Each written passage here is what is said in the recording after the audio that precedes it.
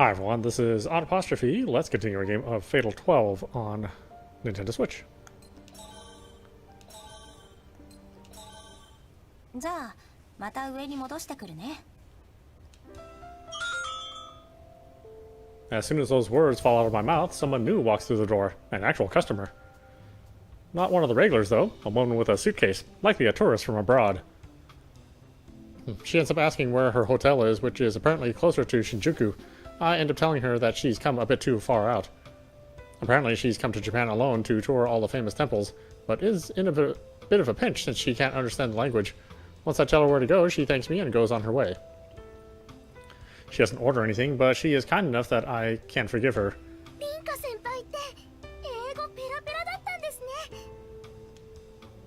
Yomi can't contain her excitement after the woman leaves. 全然喋れないけど。謙遜ですか？だってさっきの女の人、英語だったじゃないですか。Now I'm the one who's surprised. We were speaking English? It felt as natural as any other conversation to me. Then again, she did mention that she didn't understand Japanese. There's no way she'd say that if we had such a fluent conversation. なんでだろう。私に聞かれても。After putting the book upstairs, I returned with one of my English textbooks. 適当に問題出してみて。わかりました。単語でいいですね。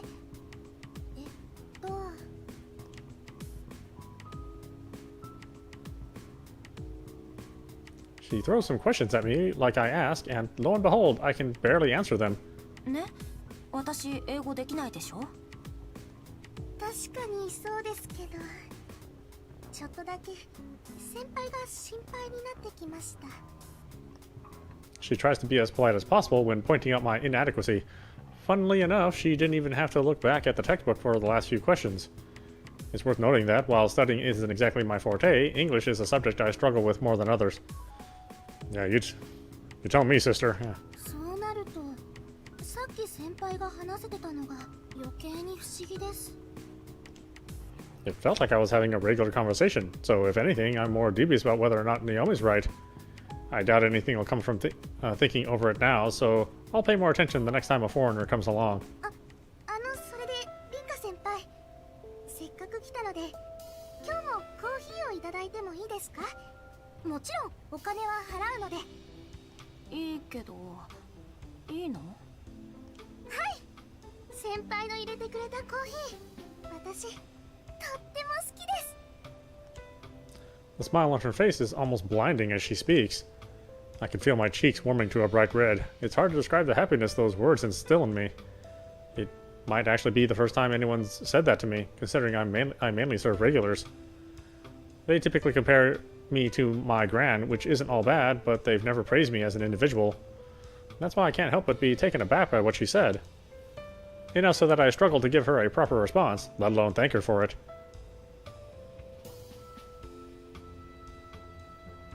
I make some coffee for her and she sips on it while reading a book. As she does that, I either handle orders for customers or clear up the tableware.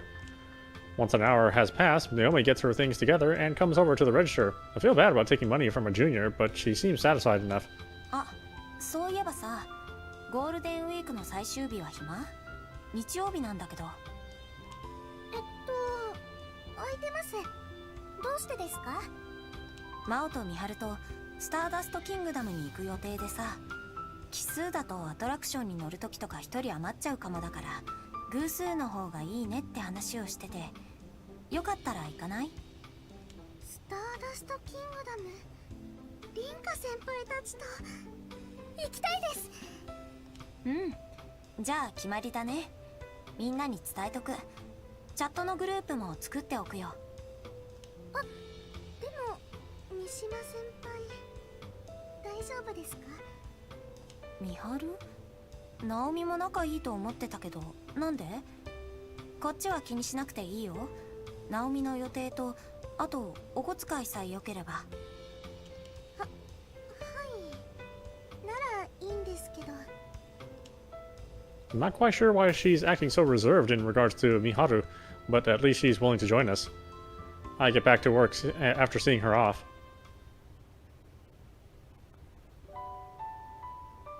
first thing I do once I return to my room at the end of the day is message my gran.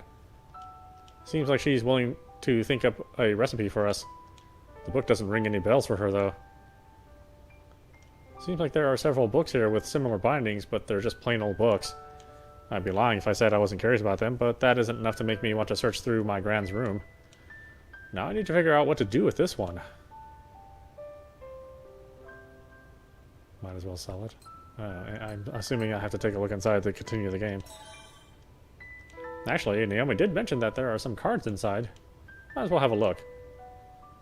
I flipped the book over, dropping the cards out. 4 in total, all have a pattern similar to the book's cover. Turning them over to their fronts, I noticed something written on their white background. The writing itself is in English, but I can read it perfectly fine for some reason. I name Shishimai Rinka. 3. Name Federico Carminati. 4. Cause of death, fire. 9. Regret, gold medal. どうして私の名前が I can't help but ask out loud. Not too sure what the other cards are about, but it's easy to imagine that it's nothing good when the cause of death and regrets are mentioned. There's probably a whole bunch of them considering the numbers, even enough to fill up the entire hole in the book, I guess. When did all the other cards disappear, though? More importantly, why was this book on my desk in the first place? I scour the internet as well, but nothing relevant comes up. でもこれ氏名とか書いてあるし個人情報だよな同姓同名ってわけもないだろうし Selling the book isn't an option now. I put the cards back inside before placing the book on my bookshelf. It's probably worth showing Naomi whenever she's here next. 2 pairs of eyes are better than 1 after all. それより真央に連絡しないと I whip my phone out and send her a message about Naomi joining us for Stardust Kingdom, to which she replies almost immediately. マジでうわいやナオリンと行くのは楽しみなんだけどまあいいやミハルンにはうちから伝えておくから While a bit odd for a response, she has said that there's no issue with Naomi joining us. She emphasizes that I shouldn't get in touch with Miharu, though. While a bit suspicious, Mao's usually the one who gets stuff sorted out, so I don't pay it much mind. I'd rather think about the fun theme park experience waiting for us in a few days. The store will be open tomorrow, as per usual, so I make my way to bed nice and early.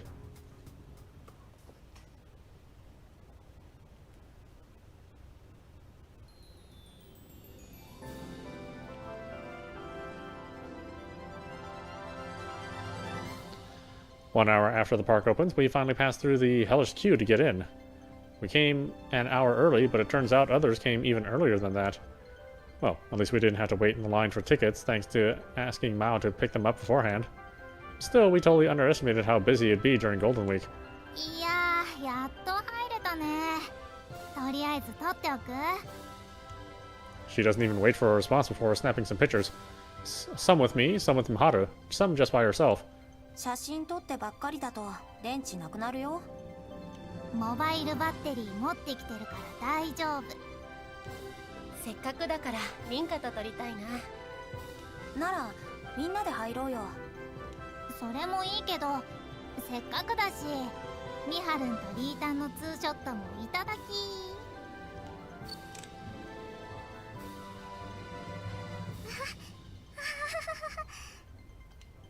Naomi tries to hide her bewilderment through awkward laughter. さてじゃあお土産屋さんに行こういきなりせっかく来たんだしまずは乗り物に乗ろうよそうだね僕は絶叫マシンは好きではないけれど凛花の隣なら大丈夫かなテーマパークって言ったら可愛い小物とかいろいろあるのにあパレードも見たいなナオリンはパレードは興味ありますけど私は皆さんにお任せします Looks like Naomi's decided to just go with the flow. Can't blame her either. Pitching an idea to this group is kind of difficult. ここからだとあブリリアントタワーっていうのが近いみたいフリーフォール系のアトラクションだ散々並んだのにまた並ぶのは限られているみたいですけど、列をパスして入れる優先チケットがあるらしいです。僕も並んでいる間に調べていたよ。今の混雑具合だと使えるのは1時間後くらいからのようだけれど、取っておいた方がいいんじゃないかうんならまずはチケットを取ろう。待っている間にお店を見よう。パレードは午後のもあるから、いくつかアトラクションに乗ってから考えよう。おお、リータンいいリーダーだね。な。僕も賛成だ。私は皆さんにお任せします。 And with that, we make our way over to the ticket machine. I can feel myself getting excited about how fun today will be.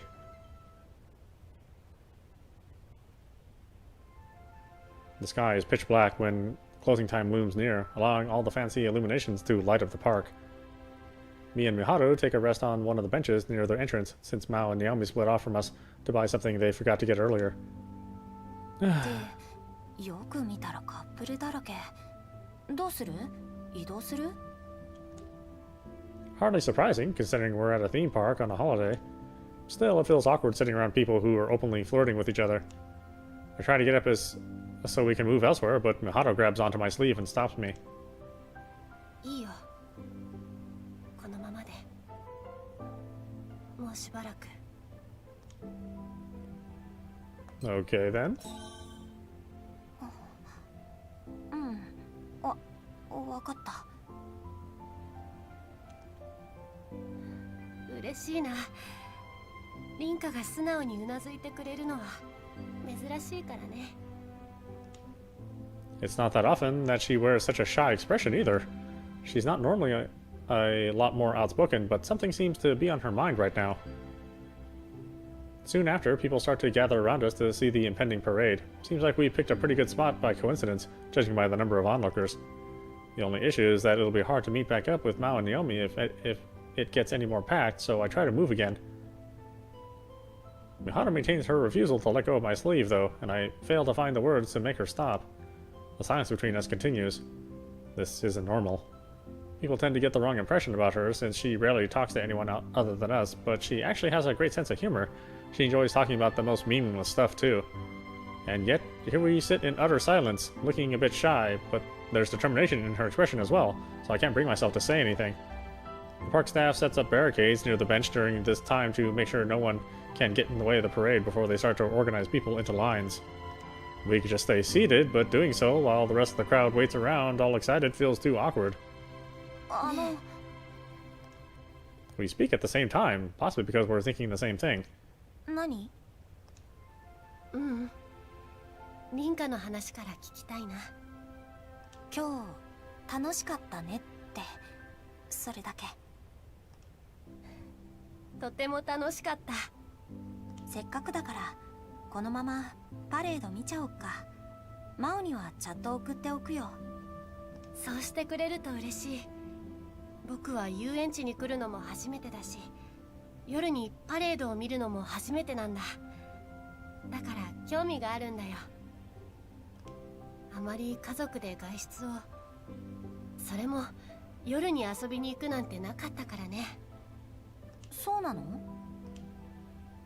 Her only response to me is a smile. Back to an awkward silence. The only difference is that she has a downcast expression now, which morphs into one of worry, but then that hint of determination returns. あのね、僕が言いたかったのは。As soon as she starts speaking, the people around us begin to cheer. Immediately after, all the park illuminations go dark, which signals the start of some lively music. パレード始まるね。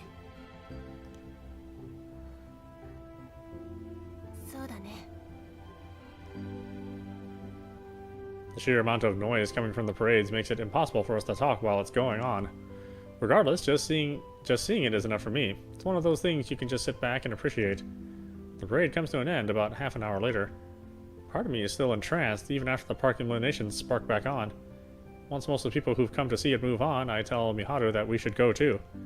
She slowly loosens her grip on my sleeve before standing. とても綺麗だった。そうだね。来てよかった。僕たちはまたこうして出かけられるかな。 She says this with a dramatically different tone of voice. 大丈夫。みんなずっと一緒だよ。 Okay, I think the music is a little too loud. Some of the voices are really quiet too. I imagine it must be a little hard to balance all this stuff. Which is a shame because the music's actually really good. But, you know, the voices are too quiet sometimes. リンカがそう言ってくれるなら、今僕は満足だ。次は花火大会かな。8月に大きな花火大会があったはず。マオにはまだ話してないけど、絶対行こうね。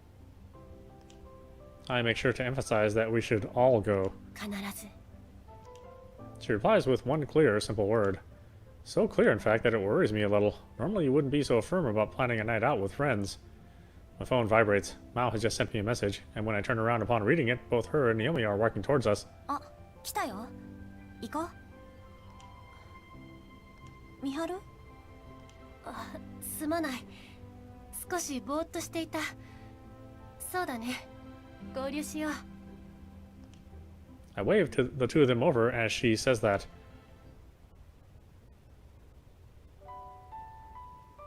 The first thing I do when I get home is take a good shower. Today has been absolutely exhausting, so my body insists that I dive straight into bed afterwards. 楽しかったな。 I'm not exactly rolling in money, so I couldn't buy much, but I did come home with something precious. I'm sure I don't need to say what it is either. My gran even gets back to me about relatively cheap and tasty beans, as well as a way for beginners to make a decent drip coffee. School's back in session tomorrow as well, so I need to make sure I tell Naomi properly.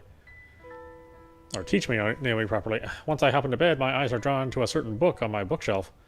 I still haven't told Naomi about the cards inside. I should do that when she comes over to learn the coffee brewing technique. I turn my light off, ready to fall asleep. すごく楽しかった。 I find myself repeating the same thing I said a few moments ago. We're still a ways off from the fireworks display in August, but I'm already looking forward to it. There's no doubt we'll do plenty of other stuff before that too. So I figure anyway. I still have no idea what's in store for me. I never even considered the possibility of my daily life being disrupted by something far beyond my imagination.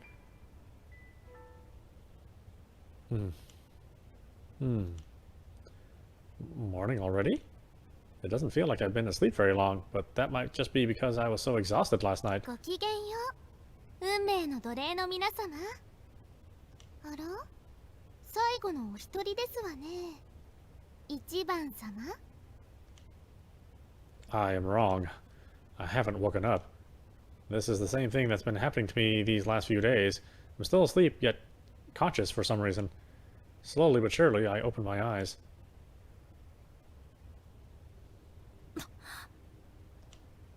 The sight that greets me is one that I could never have imagined. A number of gears float amidst infinite darkness. I gaze up and notice a faint ray of light piercing said darkness. Yet it finally registers that I'm standing up, not lying down. I find myself on a circular platform about 3 meters in diameter. A witness stand, like one you'd see in court, is attached to the platform. I've only ever seen one in the news and on TV shows. Even more baffling is that this platform seems to be floating. It's attached to a much larger circle, but floats independently of it. This is just one of 12 platforms by my count, all of which are arranged within a large circular pattern, like a clock's face. As if in support of this analogy, the platform on which I stand is labeled with a Roman numeral 1. In the center of these concentric circles are massive clock hands slowly ticking away. 何？ここは何なの？どうして君が？ I inhale sharply the moment I hear that voice. The platform beside me, which would be Roman numeral 2, has none other than Miharu standing on it.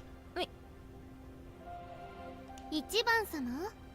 その方の名前はお告げにならない方がいいですわ。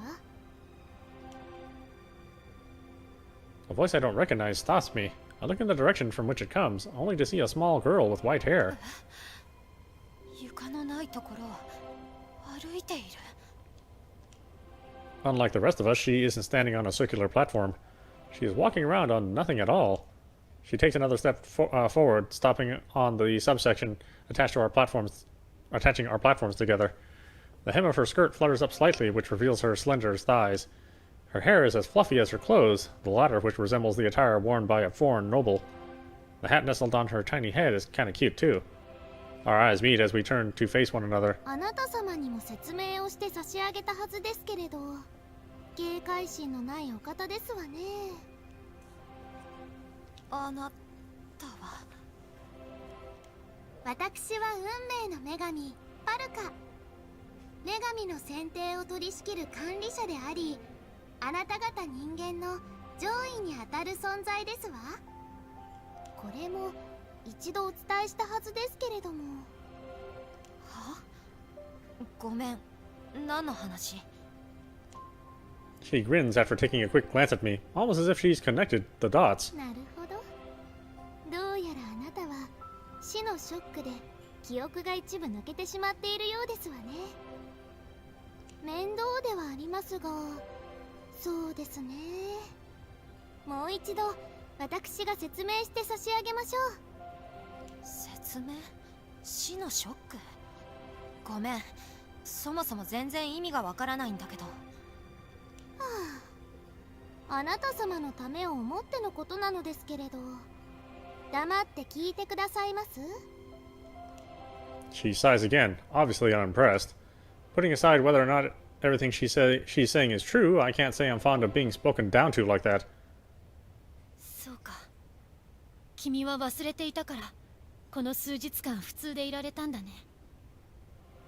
君は君のためにこのまま話を聞いた方がいい。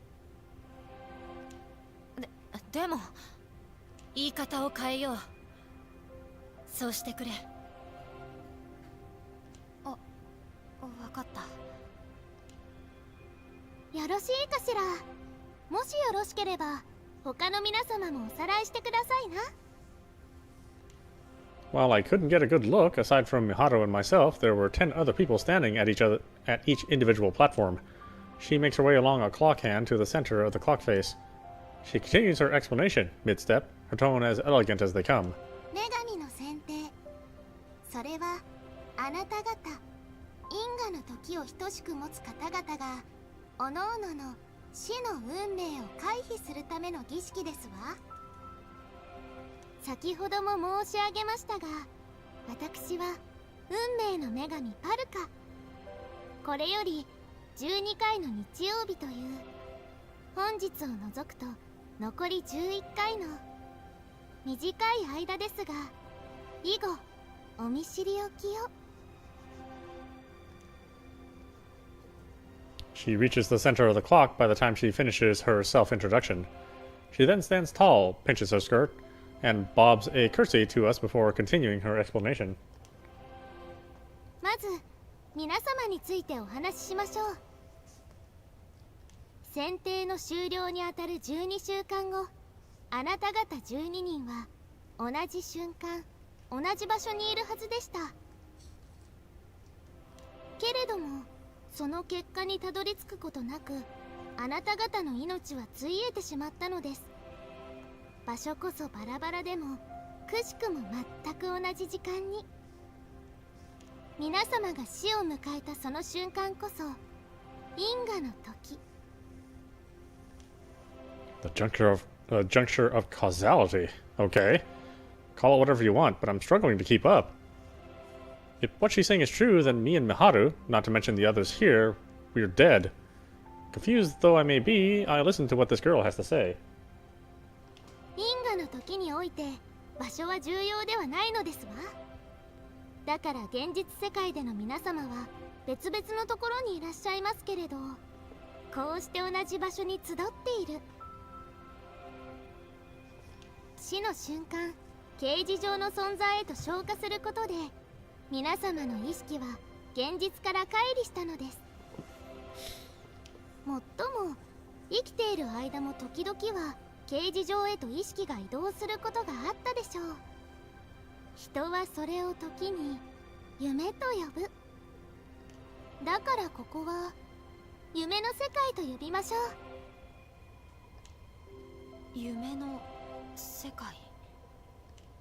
ええ、皆様もよく知るその夢でございます。人々の集合無意識の世界でもあり、いくつもの平行世界でもあり、あなた方それぞれの精神世界でもある不安定で実存のない世界。私の知ってる夢じゃない。その中にある世界、何のこと？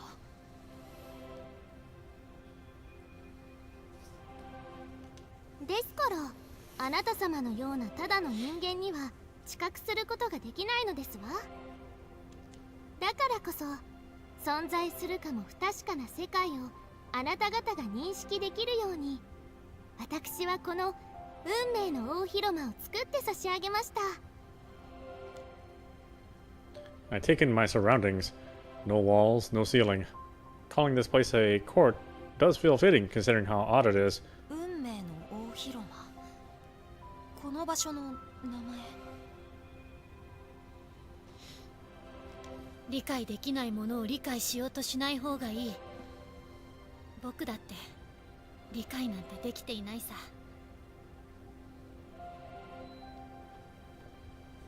僕たち12人の夢がつながっている世界、空間、それだけ分かればいいはずだ。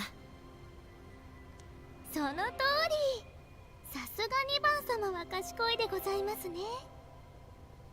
名付けこそ実存しないものに存在と意味を与える最も単純で最も強力な方法ですもの。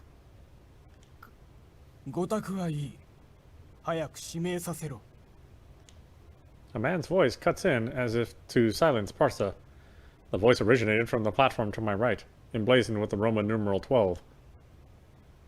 The man standing there has brown skin. He's tall and muscular, with a hardened face. I assume he's from the Middle East. 焦ってもいいことはありません。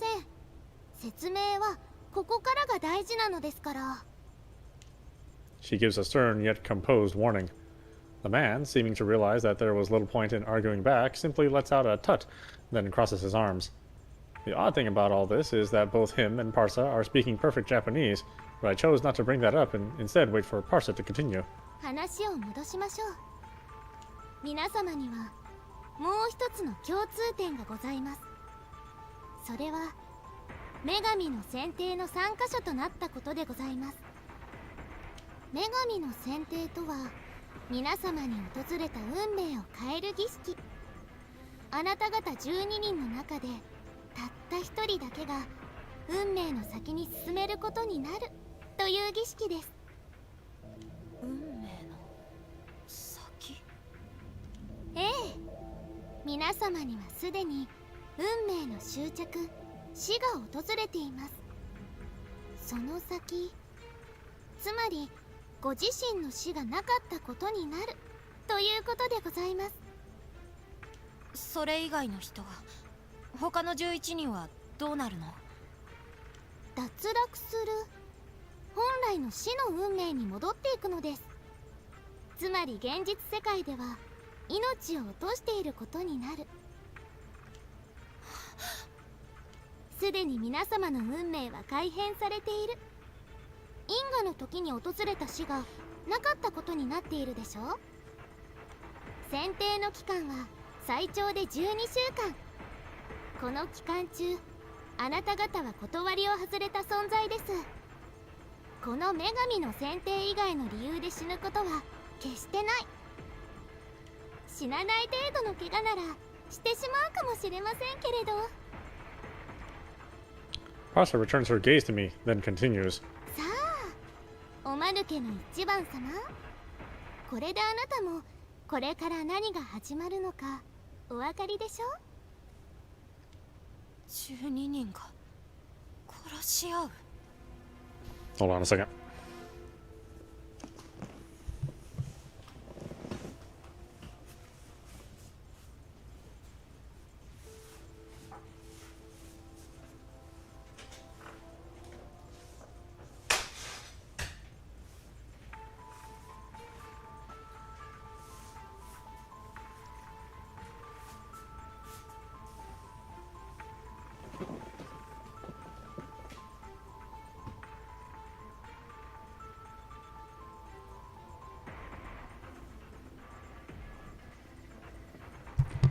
Okay, back to the weirdness. ほとんど正解ですわ。けれどもあくまで9割。実際に殺し合うなんて野蛮な方法は取りません。あなた方にはお互いを殺すのではなく、ルールにのっとって脱落させ合っていただきます。現実世界で物理的に殺すことは不可能ということだね。ええ、だってあなた方はもう死んでいるのですから。嫌味だね。Miharu and I aren't the only ones to react either. The others have their own thoughts to share on the matter, too. Parsha's words, along with all of ours, resound throughout the court so we can hear each other speak. I don't have it in me to take a good look at all the others gathered. My eyes are glued to the person on platform 6. She sits in the fetal position, lifeless, almost as if asleep. それでは皆様にとって最も忘れてはいけないこと、女神の選定のルールについてご説明いたします。実際に幾度も選定を見届けていけば自然に覚えていくことでしょうけれども、もう一度だけ全てお話しいたしますわ。Feeling a sense of uncertainty over how little sense all of this makes, I do my best to set myself straight by listening to Parsha's explanation. The debate as to whether or not I believe it all can come later. 女神の選定とは、死の運命を迎えた12人の皆様がその死をなかったことにできる一人を決めるため、お互いを脱落させ合うという儀式です。方法は脱落させたい方の指名、これを最後の一人になるまで行っていただきますわ。あなた方一人一人には1から12までの番号と氏名、死因、未練の3枚のカードが割り当てられています。同じ番号の書かれた3枚のカードを集めることで、その番号の相手を指名し脱落させることができますわ。さあカードブックを開いてくださいませ。カードブック。ええ、皆様にとって夢と現実をつなぐ大切なものでございます。どうぞお手元をご覧ください。I cast my eyes down as she mentions the book. What I initially thought was some kind of handrail is actually a book stand. Resting upon it is a single book. An ombre-colored cover with gold leaf gears decorating it. この本、ナオミと見た。どうしてここに？ I open it up, only to discover that it's identical to the one at Lion House. A bright light pours out from it all of a sudden. I close my eyes on instinct and slowly open them again, when I notice the light gradually fading away. What greets me now are 4 cards, one lined up beside another. What's more, they're floating above the book itself. 1. Name. Shishima Rinka. 3. Name. Federico Caramanati. 4. Cause of death. Fire. 9. Regret. Gold medal. Each card has its own details written on them. I catch myself peeking over at Miharu, but I can't see anything due to the light pouring from her book. 自分以外にはカードの情報も何枚持っているかすらも見えないってことだね。そっか。だから。It's not just hers. I can't see any of the other participants either. 皆様のお手元にはカードが6枚あることでしょう。ご自身の番号のカードが3枚と他の番号のカードが3枚。いけないよ。I only have 4 cards. Miharu stops me the second I try to ask about it, though. Her expression tells me that she's realized something important. Taking that into account, I nod in silence and let Parsa continue. ご自身の番号のカードは、つまり先ほど説明をした氏名、死因、未練が割り当てられたものでございます。他の番号のカードは皆様それぞれに対しあらかじめランダムに配られたカードでございます。全くお互いを知らないところからでは選定が進みませんものね。Or so she says, but I only have one card labeled with my own numeral. No issues with the others, though. On that note, I assume that these 3 cards are my own hints towards their holders. そしてこれからはカードを自らの手で集めていただきます。あなた方の世界、この夢の世界ではなく現実世界で該当する情報を集めるのです。皆様が別の参加者の情報を知ったとき、情報という概念はカードという実像に変わります。自分の情報を知られないようにしつつ、他の方の情報を探ってくださいませ。言語の心配もご不要でございます。カードブックがお近くにあれば、運命の大広間のように皆様は何不自由なく会話することが可能でございます。 So I was right in assuming that neither she or that guy were speaking Japanese. I'd be lying if I said I get how it works, but at least I know we'll be able to communicate. この説明が示しているのはカードそのものを奪い合う必要はないということでもあるのだろう。カードはどんどん増えていく。一方で自分の情報、カードが複数の参加者の手にあるということも容易に起こりうるということだね。もう Pasha puffs her cheeks up at Miharu. I guess she's not too fond of someone taking control of the conversation. She wants everyone to know it too. まあよろしいでしょう。ここまでが基本的なルールでございます。一度カードブックは閉じてくださって構いませんわ。 I try to close my book as she requested, but a slight force prevents me from doing so. Just then, the cards that were floating in the air make their way back inside the book. After they have, I close it just fine. それではこれから実際の選定の流れを説明いたしますわ。皆様はそれぞれ一夜につき1人まで指名を行うことができます。選定が開始しましたら、まず私が番号順に意思確認を行いますわ。指名を行いたい方はどなたを指名するのかを番号で宣言してください。同じ参加者に対して2人以上が指名の意思を見せることもあるだろう。その場合は指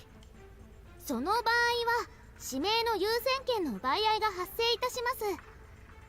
どちらの参加者が指名できるかを決めるということですわ。方法は簡単。自分の番号が書かれたカードを他の参加者全員へオープンにしていただくことでございます。自分の情報を他の参加者に知られてしまうリスクを持って相手を脱落させることができるということですわ。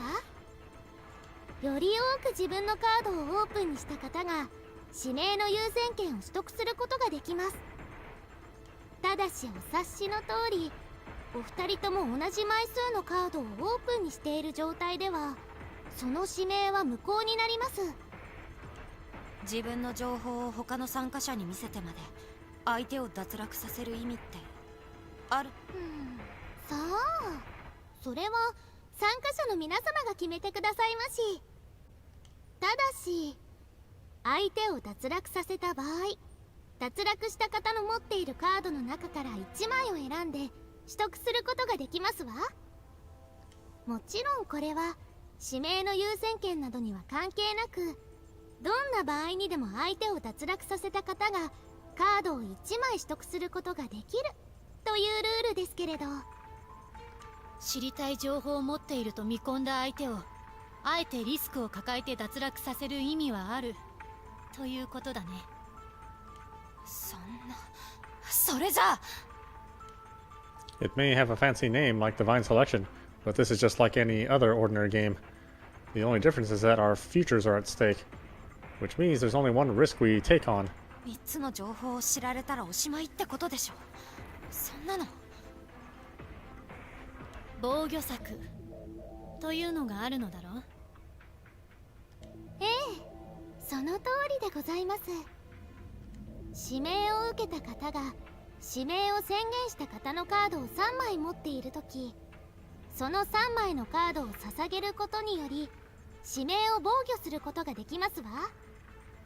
ただし指名を防御した場合には指名に使用したカードも防御に使用したカードも消滅してしまいます。指名を受けた人は指名をしてきた相手にはもう二度と指名されなくなる代わりに、その人を指名して脱落させることもできなくなるってこと？その通りでございます。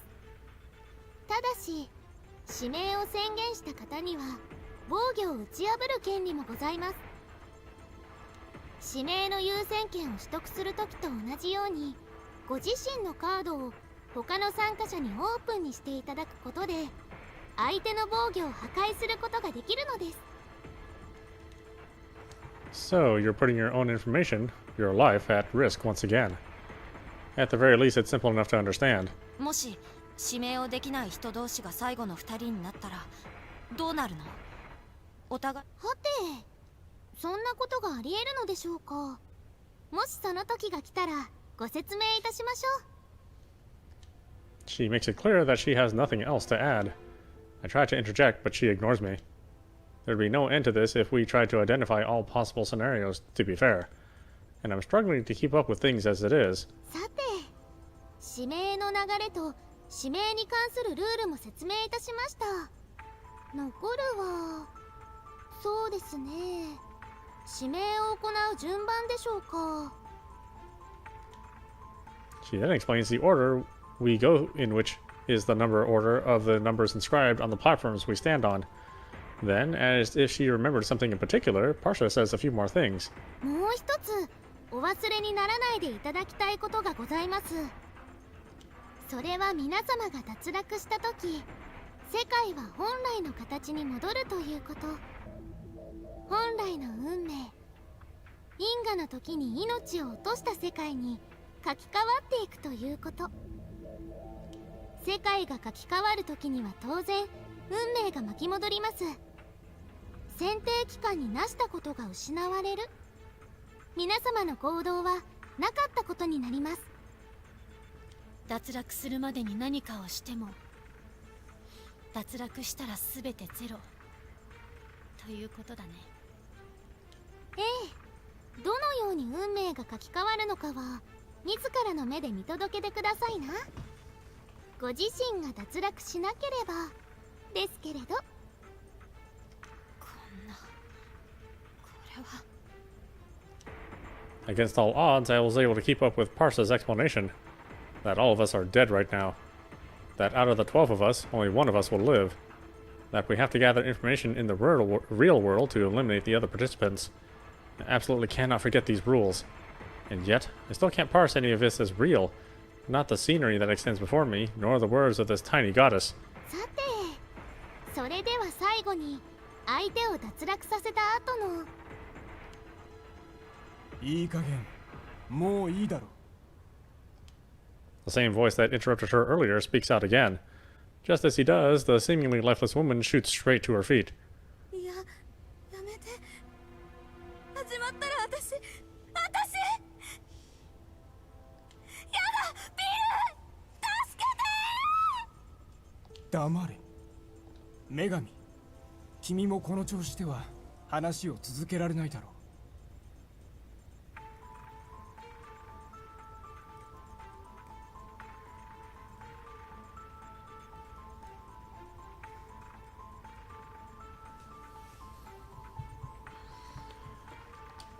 The man clearly has no sympathy for the woman pleading with him. In fact, he seems to feel nothing at all, much like Parsa. もう仕方がありませんね。いいでしょう。それではこれより今宵の選定を開始しますわ。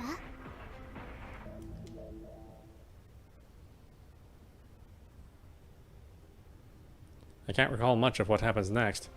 Once the man on the platform 12 elects the woman on platform 6, they are both raised upwards and out of sight.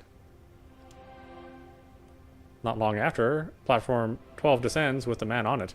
I assume it means that he has all 3 of her cards and has succeeded in eliminating her. After he returns, I think he shows a card to Parsa and claims it in the name of numeral 8. Having to say which card you take is probably what she would have explained if she hadn't if he hadn't interrupted her earlier, which means everyone else gets to know the card you claimed. 心配なさらなくてもこの時間はあなた方の眠りの時間現実の時間とは異なる狭間の時ですわ Alright, why don't we stop it there? This is Audapostrophe. You've been watching Fatal 12 on Nintendo Switch. Yeah, this is really interesting. I mean, this definitely has me feeling pretty good about the story, and that it'll be you know, riveting all the way through. So yeah, I'm definitely looking forward to going through all of the different routes that this game presents. Anyway, I hope you enjoyed watching. I will see you at the next stream.